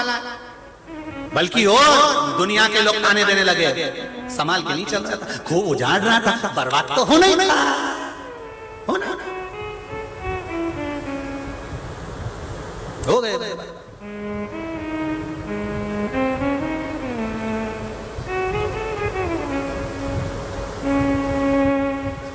अच्छे समय में ढोल बजवाने वाले, बैंड बाजे बजवाने वाले, नगाड़े बजवाने वाले कम मिलेंगे, पर बुरे समय में डीजे बजवाने वाले ढेर मिलेंगे। उनका एक ही काम रहेगा, डीजे जैसा काम करेंगे। जब भी शादी में जाएंगे तो अपने समाज वाले की, परिवार वाले की, कुटुंब वाले की कोई की बुराई करके डीजे जैसी बुराई करेंगे। तो पहले बोल रहे थे अब डीजे बज रहा और सब सुन रहे हैं, और उन्होंने सुना, उसने जाके दूसरी जगह का, दूसरे ने तीसरी जगह का। शास्त्र कहता है समाज, परिवार, कुटुंब, कबीला वक्त पड़ने पर, समय आने पर, हमारे सनातनी धर्म को भी समय आने पर एक हो जाना चाहिए। फिर देखे काका डीजे बजा सकता, पर नहीं, एक अगर आगे बढ़ रहा है तो दूसरा उसका पांव खींचकर पीछे कर रहा है। तो इससे तो वो मेंढक का चरित्र अच्छा है। एक मेंढक की बहुत चलती थी पूरे मेंढकों में, खूब, और उन्हीं मेंढक में एक मेंढक ऐसा था वो किसी की नहीं सुनता था, क्योंकि बेचारा सुन भी नहीं सकता, बहरा था, तो मेंढक को सुना ही नहीं देता था। अब एक मेंढक एक पेड़ के ऊपर चढ़ रहा, बार बार चढ़ रहा, फिर वो गिर रहा, फिर चढ़ रहा, फिर गिर रहा, फिर चढ़ रहा, फिर गिर रहा। जब मेंढक बार बार चढ़े फिर गिर जाए तो इसने सबसे कह दिया, पूरे परिवार वालों से, पूरे समाज वालों से, पूरे गांव के लोगों से, कि सुन लो रे मेंढक कौन, अब इसके ऊपर नहीं चढ़ सकते, तुम चढ़ के देख लो। सारे मेंढकों ने चढ़ के देखा, नीचे गिर गए, कोई नहीं चढ़ पाया। अब वो बेहरा जो मेंढक था ना, वो इनको चढ़ता हुआ देखता, गिर जाता तो खुश होता। अब बेहरा बेचारा करेगा, उसको सुनाई तो दे नहीं, बड़ा सारे मेंढकों ने विचार कर लिया कि इस पेड़ के ऊपर कोई नहीं चढ़ सकता। जब एक निर्णय हो गया कि कोई नहीं चढ़ेगा, मतलब कोई चढ़ नहीं सकता, तो नहीं चढ़ेगा, कोई भी मेहनत करना फालतू की बात है। किसी ने मेहनत नहीं करी, कोई नहीं चढ़ा। एक दिन बेहरा मेंढक चढ़ गया, एक दिन बेहरा,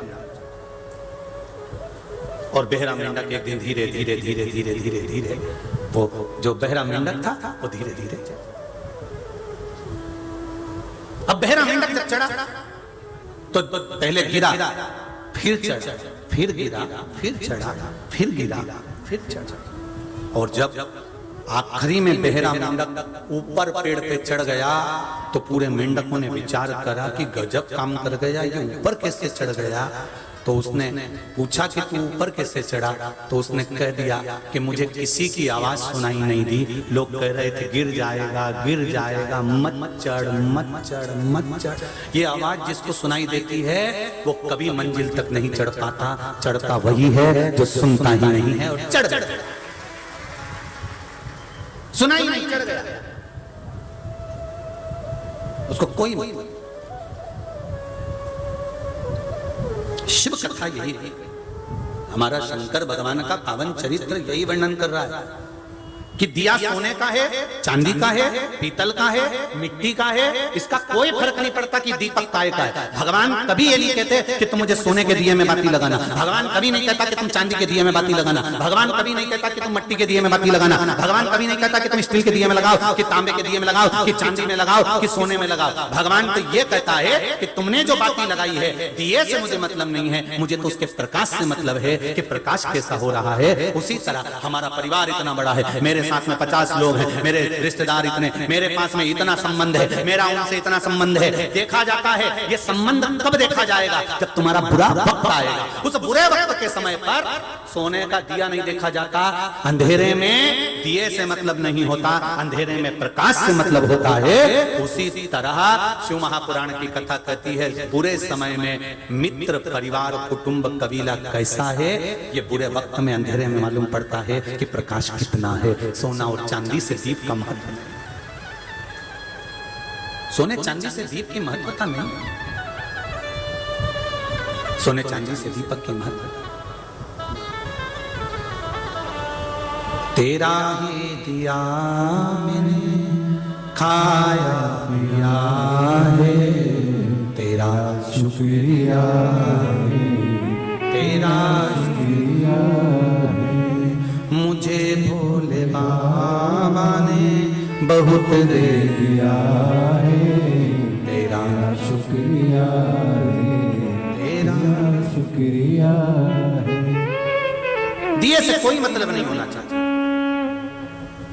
समाज में, परिवार में, कुटुंब में, अपने गांवों में, अपने नगर में, अपने खेड़े में, अपने क्षेत्र में हमें ये नहीं देखना कि कौन बुरा कौन अच्छा, हमें तो ये देखकर चलना चाहिए कि कौन भगवान की भक्ति में लगा है, कौन सनातन धर्म के उत्थान में लगा हुआ है, कौन भगवान की अविरल भक्ति का आनंद कर रहा है। हमें उससे मतलब नहीं है कौन क्या है, हमें मतलब है हमारा सनातन धर्म कैसे अग्रण्य हो।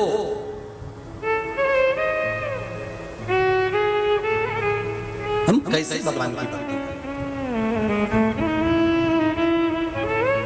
मंथन के समय पर, जिस समय पर देवता और राक्षसों ने मिलकर मंथन किया, शेषनाग की नेति बनाकर सुमेरु पर्वत का रई बनाकर जब मंथन करना प्रारंभ करा, उस मंथन में सबसे पहले निकला था विष। विष के पहले भी निकली थी गौ माता, विष दूसरे नंबर पर, पहले निकली है गाय, और एक गाय नहीं निकली थी, 5 गाय निकली थी। कितनी गाय निकली हैं? 5। नंदा, सुभद्रा, सुरभि, सुशीला और बहुला, ये 5 गाय निकली जिनको कामधेनु कहा गया। 5 गौ माता विष निकलने के पहले प्रकट हो गई। कारण क्या है?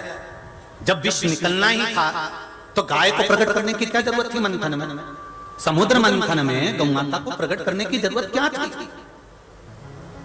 क्योंकि भगवान को मालूम है कि विष निकलेगा, जो पिएगा उसका कंठ जलेगा, कंठ की जलन को अगर कोई रोक सकता है तो गौ माता का दूध रोक सकता है,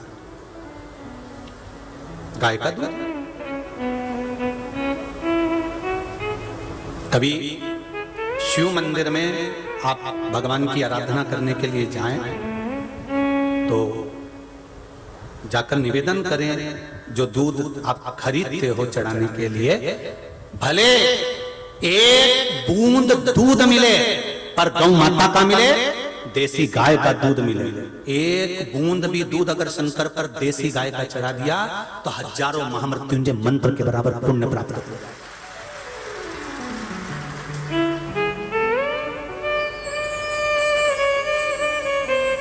1 बूंद चढ़ाओ, ज्यादा नहीं है ना सामर्थ्यता, थोड़ा चढ़ाओ, पर उतना आपके दिल से, अपने हृदय से, अपनी चिंता से, अपनी वृत्ति से चढ़ना चाहिए, मन से चढ़ना चाहिए।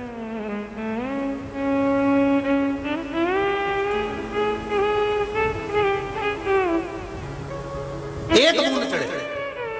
हम शंकर जी के मंदिर जा रहे हैं, हम शिव जी के मंदिर में जा रहे हैं, हम भगवान के दर्शन करने जा रहे हैं, ढेर सारी दूध की दुकान लगी हुई है, किसी एक ने भी जाकर किसी दुकान वाले से ये नहीं पूछा होगा कि यह गाय का दूध है कि नहीं, तो कहीं गलत दूध तो नहीं चढ़वा रहा है हमारे बाबा को, हमारे शंकर को, केवल कमाने के लिए तो नहीं चढ़ा रहा है। नहीं तो तू कमा तो लेगा, हमारा भी जीवन नाश हो रहा है और तेरा भी जीवन नाश हो रहा है। थोड़ा सा भले उसमें, आपको कथा में कहा था कि दूध में पानी नहीं, पानी में, जम के बोलो जरा, पानी में दूध हो। हमारे शंकर जी को ये जरूरी नहीं है कि हम 100 लीटर दूध भगवान शंकर को चढ़ाएंगे। अब 100 लीटर कौन सा दूध चढ़ाया तुमने, कहां से लेकर आए, कैसा लेकर आए? 1 बूंद चढ़ाते पर देसी गाय का, और जाओ और जितनी दुकानें दूध की होती हैं शंकर भगवान को चढ़ाने वाली, उन सारे दुकान वालों को जो अपने गांव में, अपने नगर में, अपने खेड़े में, अपने क्षेत्र में जो गौशाला होती है, उन गौशाला में जाकर निवेदन करना चाहिए, साहब आप अच्छी अच्छी गाय पालिए, उन गाय का दूध हमारी दुकान पर लाकर बेचिए, हम उस दूध को शंकर जी के लिए बेचेंगे, आपकी गौशाला भी चलेगी, आपकी गाय का उत्थान भी होगा और गौ माता का आनंद भी होगा। पर हमने कभी नहीं सोचा कि गाय को, जो भगवान शिव को जो दूध चढ़ रहा है, दुकान वाले से जाकर नहीं पूछा कि ये दूध कहां से आया, कैसा था, किसका था। कहां से आया मालूम पड़े, कहीं सोयाबीन का बना दिया, कहीं भैंस का ला कर दे दिया, कहीं गाय का ला कर दे दिया, ना जाने काय काय का दूध हम भगवान शंकर को चढ़ा दिया। और हम आशा लेके बैठे हैं भगवान हमारा दूध हमने जो चढ़ाया वो स्वीकार करेगा। अपने बच्चे को एक जरा सी दवाई भी देती है ना तो पहले पति के प्राण खा जाती है। तुम डॉक्टर को फोन तो लगाओ, एक बार पूछो तो सही, एक बार पूछो तो ये अपन जो दवाई दे रहे हैं वो सही है कि नहीं, जरा पूछो तो। डॉक्टर ने दवाई लिखी, उसके बाद भी मेडिकल वाले को बताई, मेडिकल वाले से दवाई लेकर आया, फिर वापिस डॉक्टर को दिखाई, देखो डॉक्टर साहब दवाई यही है क्या, तुमने जो लिखी वही दवाई है क्या, हाँ साहब यही दवाई है। डॉक्टर ने कह दिया नहीं साहब ये दवाई नहीं है, तो तुमने वापिस कर दी। हमें तो वही दवाई चाहिए जो डॉक्टर ने लिखी है। क्यों? क्योंकि हम उस कंपनी की खाएंगे, उस डॉक्टर की दी हुई खाएंगे तो हमारा रोग जल्दी मिट जाएगा। उसी तरह हम शंकर को एक बूंद भी अगर गाय का दूध चढ़ाएंगे तो हमारा दुख कट जाएगा। ये निश्चित है, ये निश्चित था। हमारा समर्पण हम कहां देते हैं?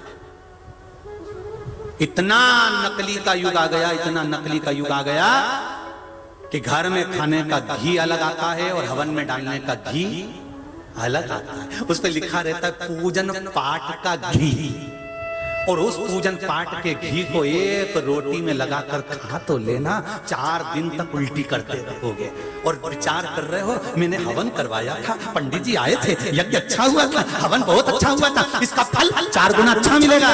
मालूम पड़े और डाउन होगा, अब होना था नीचे। अब पंडित जी के प्राण खा रहे, तुम्ही ने तो करवाया था, तुम्ही ने तो बताया, तुम्ही ने तो कहा था, दिल से करते तो मिलता। एक पत्र आया, इस पत्र में कहा, एक माँ ने देखी उस पत्र,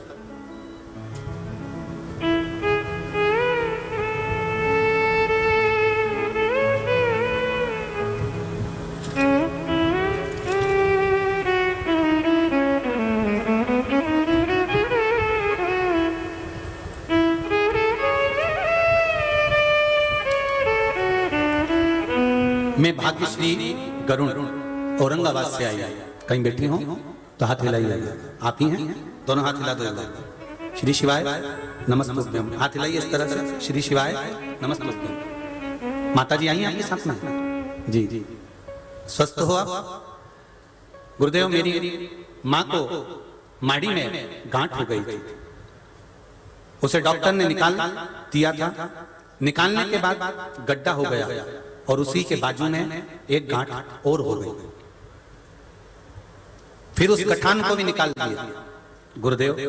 फिर वापिस तीसरी बार उसके ही पास में फिर एक गांठ हो गई, नारियल जैसी बड़ी से बड़ी गांठ हो गई गुरुदेव।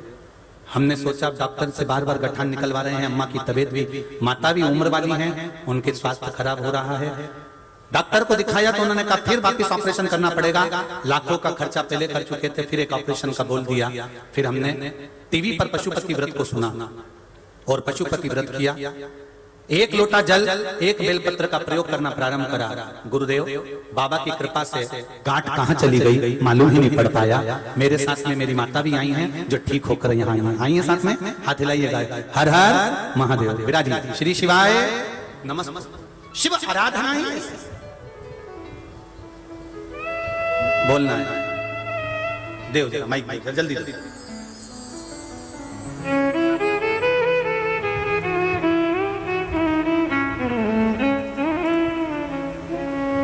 इनको बाबू बाबू बाबू इधर इधर।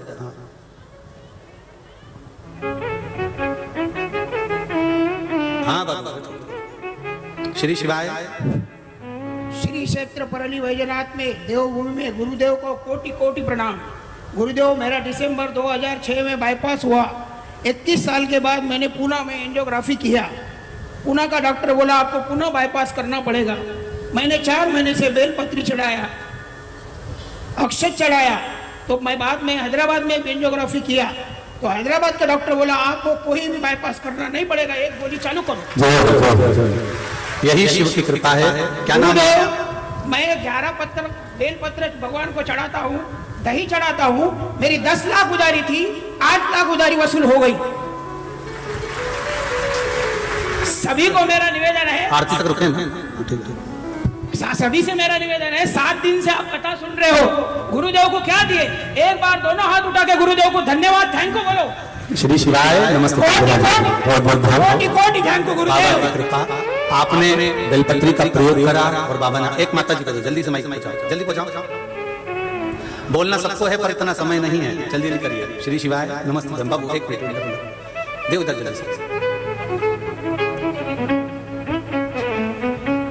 श्री शिवाय नमस्ते। श्री शिवाय नमस्तुभ्यम। गुरुजी कोटि कोटि प्रणाम। मैं 2021 में मेरे को कोरोना हुआ था। मैं इतनी बीमार हो गई कि मेरे बच्चों को बोला आखिरी मुंह देख लो, आपकी मम्मी अब नहीं बचेंगी, और पैसे की भी बहुत किल्लत थी। लेकिन मेरे भोलेनाथ ने मुझे बचाया और पैसे भी कहाँ से आए पता नहीं चला। और मैं अब ये अरदास करने आई हूँ कि भगवान मेरे बच्चों का इतना हाथ पकड़े कि मैं भी एक दिन शिव पुराण की कथा करूं। श्री शिवाय नमस्तुभ्यम। बस बाबा ने सुन लिया, बाबा है तो सब है। बेटी बेटी बाबा की कृपा है, आनंद के साथ भाव के साथ श्री शिवाय। बहुत सारे लोग बोलने वाले बाबू, चल पहुंचाओ एक माइक जल्दी पहुंचाओ, भैया के पास भेजो जल्दी जल्दी, एक दूसरे को ट्रांसफर करते जाओ माइक। हाँ पहुंचाइए जल्दी जल्दी जल्दी दो। शंभु शरणे मांगू घड़ी रे, दुख काटो दया करी निहर्षण। श्री शिवाय नमस्तुभ्यम। हर महादेव। हर महादेव। गुरुजी मैं महाराष्ट्र पुलिस से हूँ, बुल्ढाना डिस्ट्रिक्ट से आया हूँ 2.5 साल से, 2.5 किलोमीटर से। 3 दिन से कथा सुन रहा हूँ सर। आज मैंने 16 जन मेरे परिवार के लेकर आया हूँ और आने में लेट हो गया हो, तो आपके दर्शन नहीं हो रहे थे करके मैं ये जो चप्पल रखी है वहाँ बैठा हुआ, आपका कोई लाइनमैन वाला आया, उन्होंने बोला कि वायर कटा है, तो मैंने जैसे ही हाथ लगा मुझे करंट लगा, लेकिन कुछ हुआ नहीं। ये शिव की कृपा है महाराज। ठीक है, मतलब ठीक हो गई है। हो गई। और सर दूसरी बात है, मैं पुलिस से ड्यूटी करके आ रहा होता, मैं आपकी शिव कथा एयरफोन करके लगा के आ रहा हूँ। मेरा सर अपघात हो गया, मैं हाईवे रोड पे हूँ। हाईवे रोड पे इतने जम से गिरा हो कि पीछे से एक कार आई, मैंने शिव का नाम लिया, गाड़ी वहीं रुक गई और ना मुझे ना फ्रैक्चर हुआ ना कुछ हुआ। अभी ठीक तो है ना बाबू? ओके सर, ड्यूटी चालू है सर, आपकी कृपा चाहिए सर। पुलिस में सर्विस वहीं पर है? हाँ सर, मैं बुल्ढाना डिस्ट्रिक्ट में अमरापुर पुलिस स्टेशन को। जी जी जी, बहुत बहुत बाबा की कृपा, ऐसे रहूंगा सर। शिव कृपा। मुझे बहुत जल्दी श्योर आना है, जरूर बाबा बुलाएगा। शंभु शरणे पड़ी मांगू घड़ी रे घड़ी, दुख काटो दया करी निदर्शन आपो। शिव उपासना का फल यही है, सारी समस्या का हल। जरा जम के बोलो, सारी समस्या का हल केवल शिव की आराधना करना, भगवान शंकर के द्वार जाना, शिव की अर्चना करना, एक लोटा जल निस्वार्थ भाव से। हमें कुछ बाबा से मांगना नहीं है, हम निस्वार्थ भाव से भगवान के मंदिर में जाए, हम निस्वार्थ भाव से बाबा को कहें और दिल से कहें, वो सुनेंगे। शिव पुराण कह रही है महाराज, 3 भगवान शंकर जब मंथन के समय पर निकला तो सर्वप्रथम गौ माता निकली। गाय को निकालने का कारण केवल इतना था कि इसके पीछे जो विष निकलेगा वो विष, गाय का दूध उस विष को दबा देगा। देखिए कितना सुंदर वृत्तांत वर्णन किया गया है।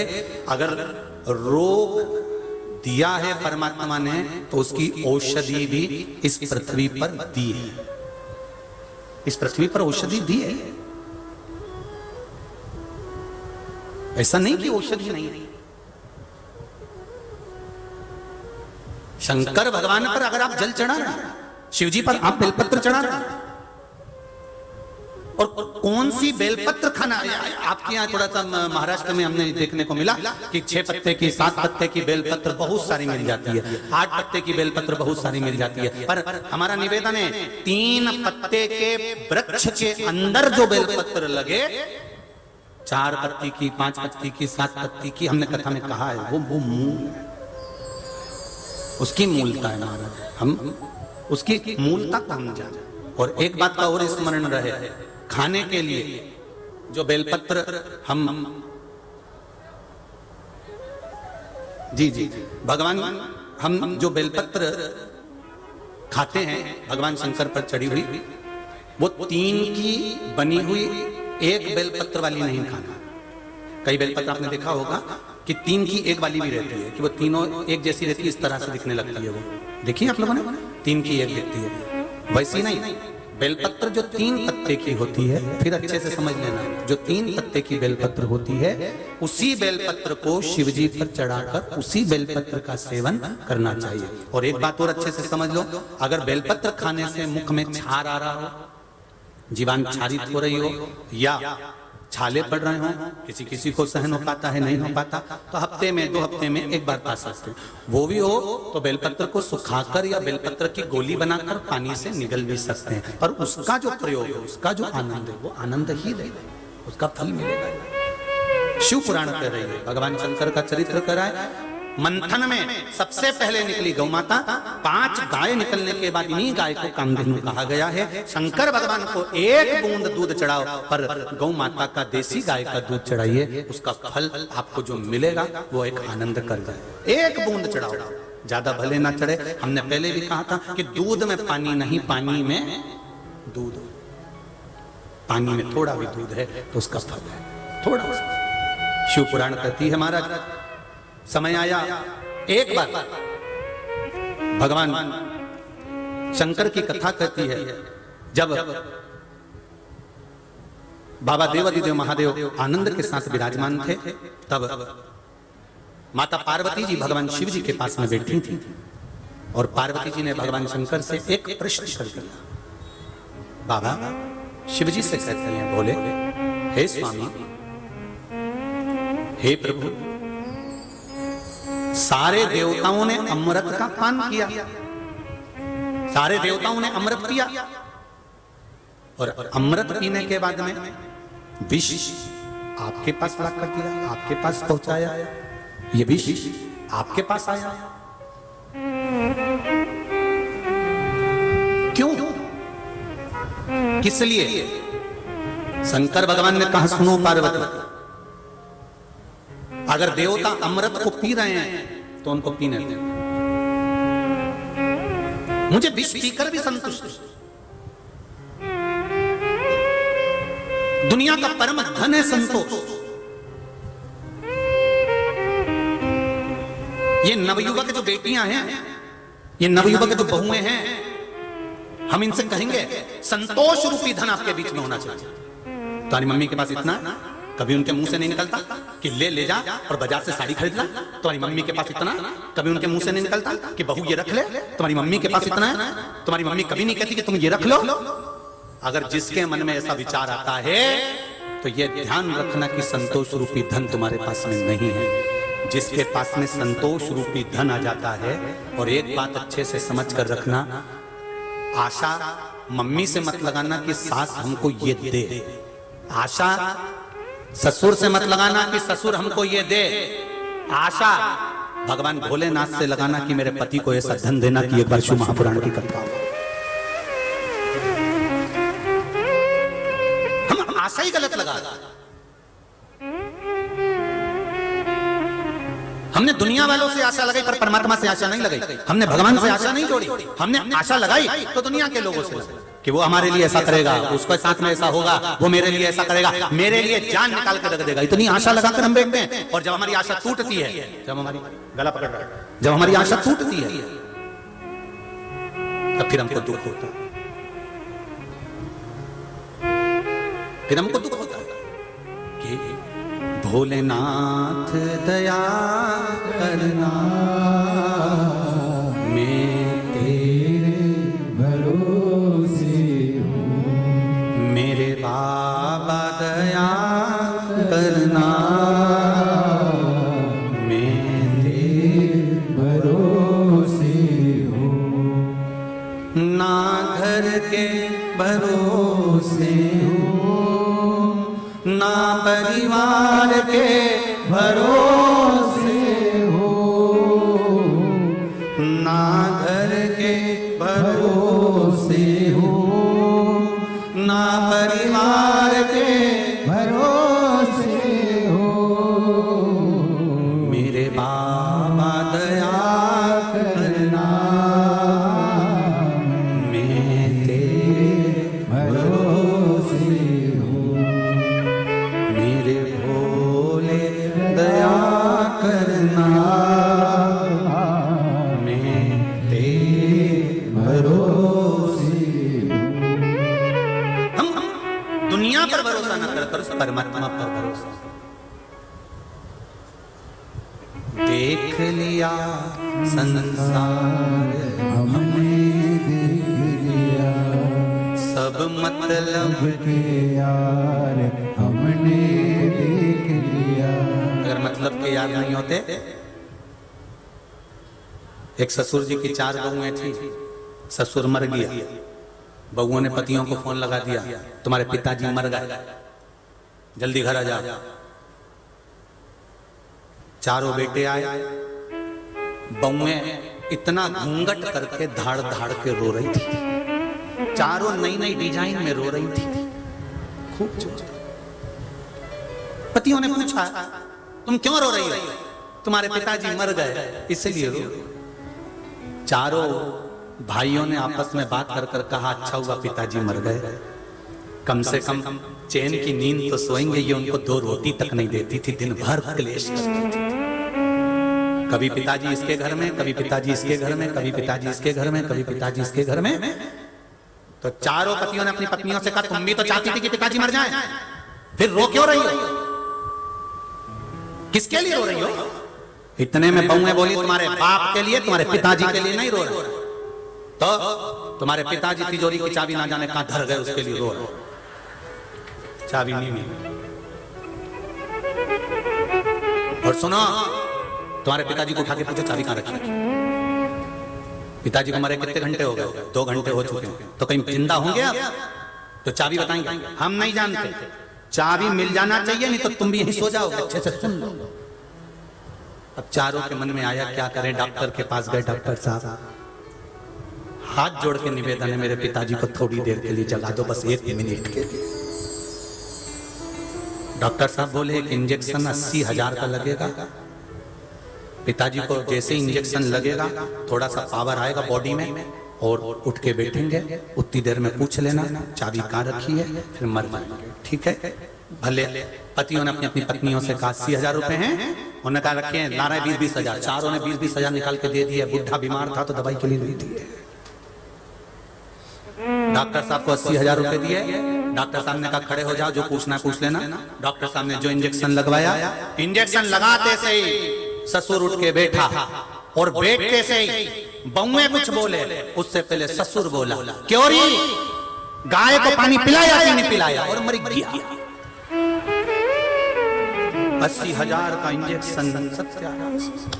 अब तो बहुएं और धाड़ हो रही, क्योंकि 80,000 भी चलेगा, 20-20,000। इतने में बहुएं रोती रोती डॉक्टर साहब से बोली, वंस मोर, वंस खूब। डॉक्टर साहब बोले, लाओ 80,000 और लाओ, पर गारंटी नहीं है। ससुर अभी तो गाय को पानी पी के मरा, अब फिर खुद कह देगा कि पाड़ा के पानी पिलाएगा। तो देख लिया संसार, हमने देख लिया सब मतलब के यार, हमने देख लिया। कौन याद करेगा?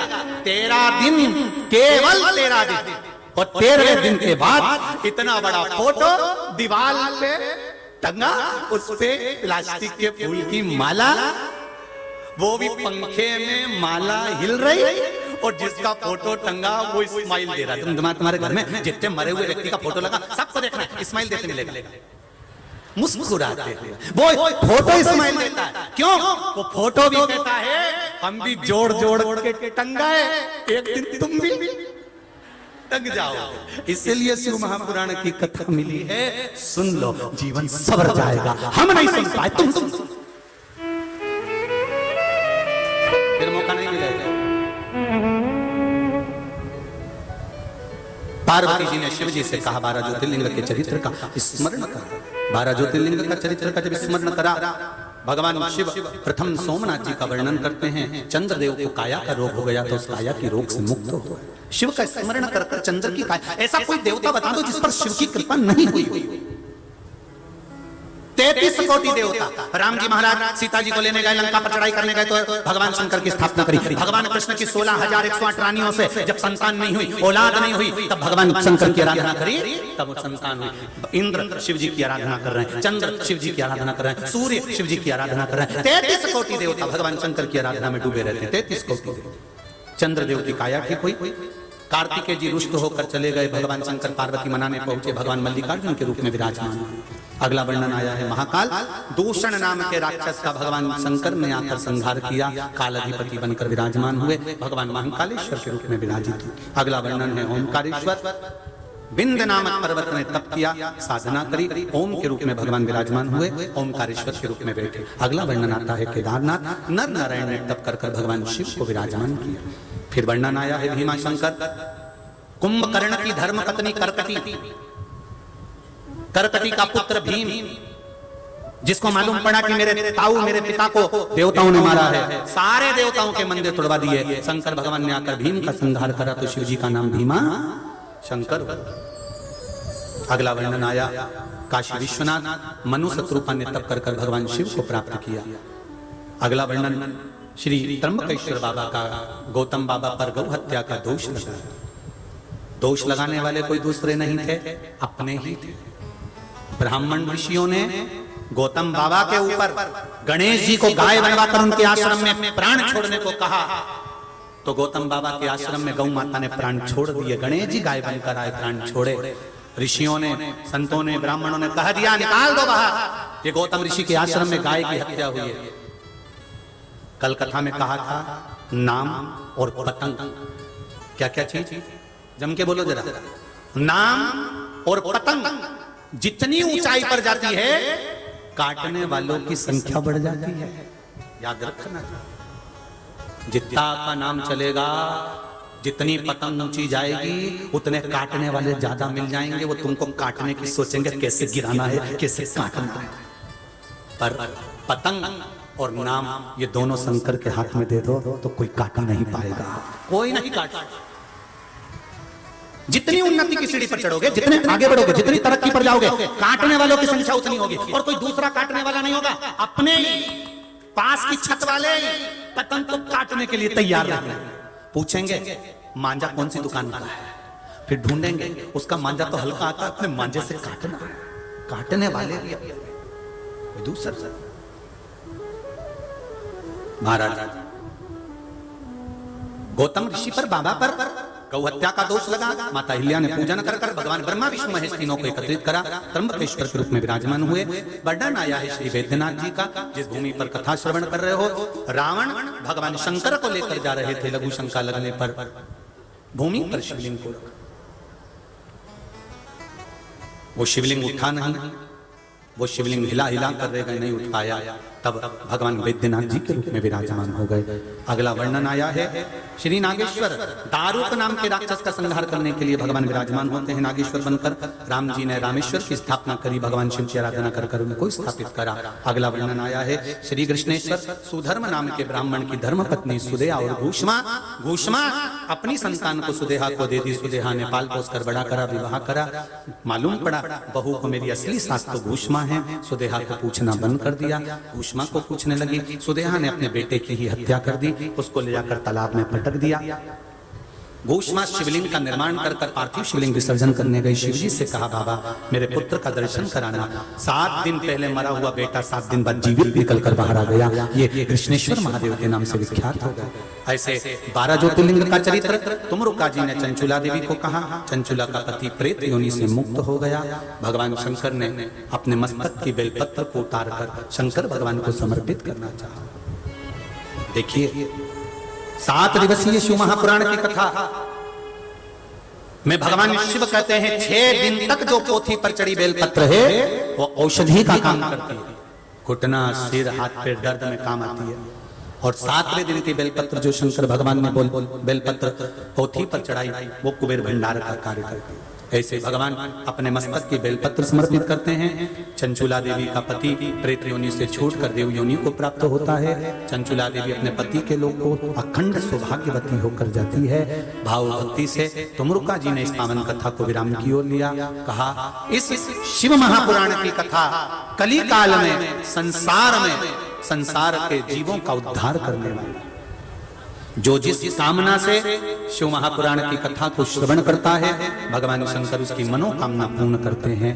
परली बैजनाथ बाबा की ये धरा से बाबा बैजनाथ जी को नमन करते हुए सोमानी परिवार को बहुत बहुत साधुवाद देता हूँ। सोमानी जी कह रहे थे कि उसमें मेरा तो नाम करा, पर तेजस ने ये सब कार्य को अच्छे से संभाला। तेजस सोमानी जी के लिए एक बार जोरदार ताली बजाकर स्वागत करें।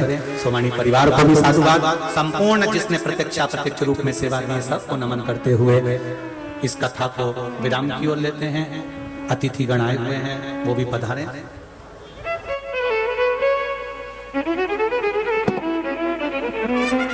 नाम पूछ के बोलो। जय जय श्री राधे। सभी भक्तों को हर हर महादेव। 23 तारीख दोपहर में 2 बजे से 5 बजे तक हरतालिका शिव महापुराण की कथा हिंगोली महाराष्ट्र से श्रवण करेंगे 2 बजे से 5 बजे तक। आप सभी को बहुत बहुत साधुवाद देते हुए कथा को विराम की ओर ले रहे हैं। कुछ सूचना आशीष जी दे रहे हैं, जो अतिथिगण आए हैं उनका भी यहाँ पर सम्मान।